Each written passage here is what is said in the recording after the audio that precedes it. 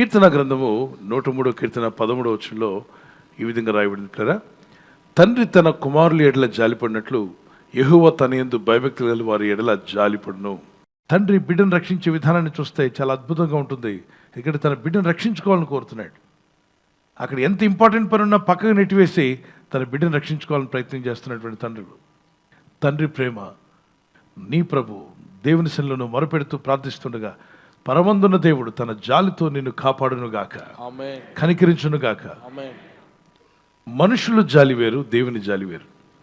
దేవుడు జాలి చూపిస్తే మన బ్రతుకులు బాగుపడతాయి, దీవించబడతాం, విడుదల పొందుకోగలరు.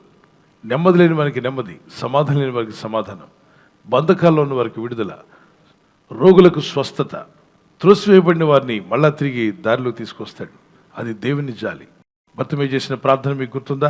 మార్క్స్ వార్త 11వ అధ్యాయంలో, దావీదు కుమారుడా యేసు నన్ను కరుణింపమని కేకలు వేయ మొదలుపెట్టాను.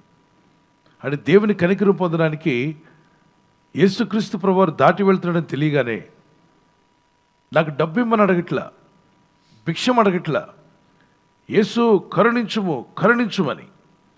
ఎంత గట్టిగా అంటే చుట్టూ ఉన్న వాళ్ళు చెప్పారంటే, ఎందుకు అంత అరుస్తావు, అరవకు, మౌనంగా ఉండు అంటే మరి బిగ్గరగా కేక వేశాడట. ఇదిగో యేసు నీకు దూరంగా వెళ్ళిపోయాడు, నీ మనవి నీ స్వరం ఆయనకి వినపడదు, నువ్వు అరిచి ప్రయోజనం లేదు, ఇక మౌనంగా ఉండు అని ప్రజలు అనేకులది మరి బిగ్గరగా ప్రార్థించాడట. చదువుదామా ఒకసారి.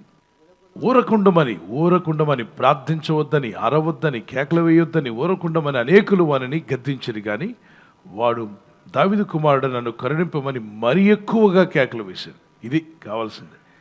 మీతో కూడా కొందరు అంటూ ఉండొచ్చు, ఎన్నాళ్ళని ప్రార్థన చేస్తావు, ఎన్నాళ్ళని వేడుకుంటావు, ఇన్ని సంవత్సరాలుగా రాని జవాబు ఇప్పుడు వస్తుందా? ఇన్ని సంవత్సరాలుగా నీ ప్రార్థనకి జవాబు ఇవ్వని దేవుడు ఇప్పుడు నీకు త్వరపడి చేస్తాడా? ఎవరు ఏమన్నా నా హృదయంలో ఉండి నేను ప్రార్థిస్తూనే ఉంటానన్నట్లయితే దూరంగా వెళ్ళిన ప్రభు కూడా నీకు జవాబును ఇవ్వబోతున్నాడు. త్వరలోనే జవాబు రాబోతుంది. Praise the Lord. భర్తమై మొరపెట్టిన మొరకు అంత దూరం వెళ్ళిన ప్రభు అతను తీసుకురండి అన్నాడు. ప్రభు నువ్వు అతని దగ్గర ఉన్నప్పుడు ప్రార్థన చేశాడా, ఎందుకు వినలేదు? ఆయన పరీక్ష పెడతాడు. దగ్గరికి తీసుకొచ్చారు. ఇప్పుడు ప్రభు అన్నాడు, ఏం చేయమని నువ్వు కోరుతున్నావు అని అడిగాడు. దానికి అతను అడిగింది ఏంటంటే, ప్రభా నేను దృష్టి పొందాలని ఆశపడుతున్నాను. వెంటనే ప్రభు, నీవు కోరినట్టు నీకు అవునుగా, కానీ వాడిని ముట్టాడంట, కళ్ళ మీద ముట్టాడు. ప్రభు ముట్టిన వెంటనే కళ్ళు ఏం చేయబడ్డాయి? తెరవబడ్డాయి. చుట్టూ చూడగలుగుతున్నాడు. ప్రభు నా కళ్ళు కనిపిస్తున్నాయి. ఎంత ఆనందమో కదా, ఎంత సంతోషమో. నీవు దేవుని దగ్గర అడిగేటప్పుడు జాలిని అడుగు. ఆయన కరుణించువాడు, జాలి చూపువాడు.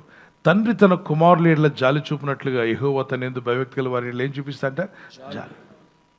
నీ స్థితిగతులు చూస్తున్నాడు, తప్పక నీ మీద జాలి చూపించబోతున్నాడు. ఆయన నీ యొద్దకు వస్తాడు, నీ గాయములు కడతాడని నమ్మితే దేవునికి స్తోత్రం చెప్పగలరా? ప్రార్థన చేసుకుందాం. లెట్స్ ఆల్ ప్రే. పరిశుద్ధమైన మా తండ్రి, ప్రభు, తండ్రి తన బిడ్డల ఎడల జాలి పడినట్లుగా నీవు నా ఎడల జాలి చూపువాడు. నాయన, నీవు జాలి చూపినప్పుడు నా జీవితం బాగుపడుతుంది. మీ జాలి నా మీదకి వచ్చునుగాక. నా ఇంటిపైకి నీ జాలి రావాలి ప్రభు. కొనూపురుతో పడిన వ్యక్తిని చూచావు, జాలి పడ్డావు, అతని యొద్దకు సమీపించి వెళ్ళావు, అతన్ని బాగు చేసావు నాయన. అతని గాయములు కట్టావు ప్రభా, నూనెతో ద్రాక్షరసంతో అతని గాయములు కట్టావు. అయ్యా, నీ పరిశుద్ధాత్మ నా మీద ఉంచండి, నీ ఆత్మ సన్నిధి నా మీద ఉంచండి ప్రభా. నా ఎద్దుకు రండి ప్రభా, నీ సన్నిధానం నన్ను బలపరచండి. నీ వైపు చూసే హృదయం మాకు దయచేయండి. నీ చిత్తం నెరవేర్చే కృప మాకు దయచేయండి. నీ ఉద్దేశాలు మా పట్ల నెరవేర్చండి ప్రభా అని ప్రార్థన చేసుకున్నాం. ఈ రాత్రి నెమ్మదితో పండుకొని సురక్షితంగా కాపాడబడినట్లుగా నీ అగ్ని కంచి వేసి మమ్మల్ని కాపాడండి. మీ చిత్తములో కొనసాగే కృప మా అందరికీ దయచేయమని యేసుక్రీస్తు ప్రశస్త నామములో మీరందరికీ చక్కని నిద్ర దయచేసి తెల్లవారు లేచి కృపను మాకిమ్మని క్రీస్తు నామములో అడిగి వేడుకుంటున్నామా పరలోకపు తండ్రి. ఆమేన్, ఆమేన్. ఈ వాగ్దానాన్ని మీతోనే ఉంచుకోకుండా లైక్ చేయండి, షేర్ చేయండి. అనేకులు ఈ యొక్క ఛానల్ సబ్స్క్రైబ్ చేసుకోమని తెలియపరచండి. సబ్స్క్రైబ్ చేయని వారు కూడా సబ్స్క్రైబ్ చేయండి. Good night. God bless you.